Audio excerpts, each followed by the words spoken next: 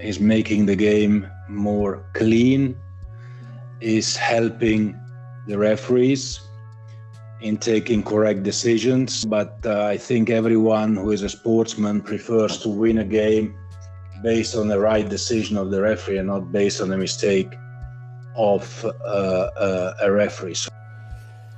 Obviously, when you do the lines, you do the lines, and you actually look at off his shirt. You actually think how long these shirts are. I mean, would that have made a difference? You know, you have to make them shorter in some ways. He's actually getting grappled by the defender. It's going off the shirt now because the handball rules changed. And then you look at it and think, could there actually be a penalty?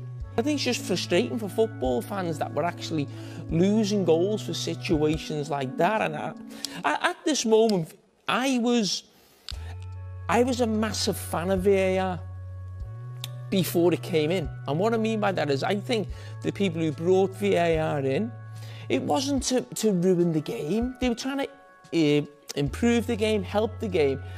And I just think now we're at the stage where I think VAR, I think there's good things and bad things of it.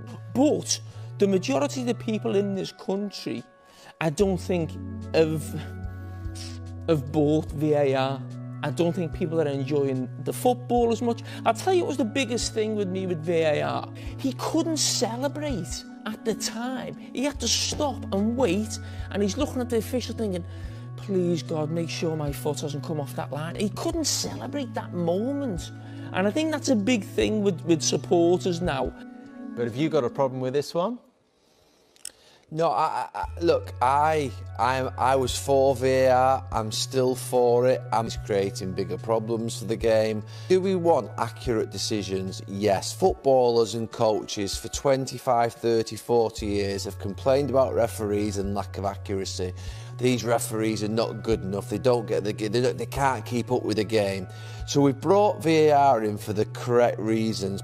In a dramatic twist that has sent shockwaves through English football, FIFA has reportedly intervened to award Arsenal 3 points following what many fans and pundits described as a sequence of damaging VAR errors in recent fixtures against Manchester United, Brentford, and Wolverhampton Wanderers. The controversy began to build over the past few weeks as Arsenal supporters grew increasingly frustrated with a string of contentious officiating decisions. Against Manchester United, the Gunners were widely believed to have been denied a clear penalty after a late challenge inside the box went unpunished following a VAR review. The incident proved pivotal in a match that ultimately slipped away from Mikel Arteta's side, intensifying scrutiny on the consistency of video officiating. The frustration did not end there. In the clash with Brentford, Arsenal again found themselves on the wrong side of technology when a marginal offside call wiped out what could have been a decisive goal. Replays circulated widely on social media, with many analysts arguing that the lines drawn during the review raised more questions than answers. The sense of injustice only deepened when another tight call went against the North London club in their encounter with Wolves, fueling the narrative that Arsenal were being disproportionately punished by fine-margin decisions.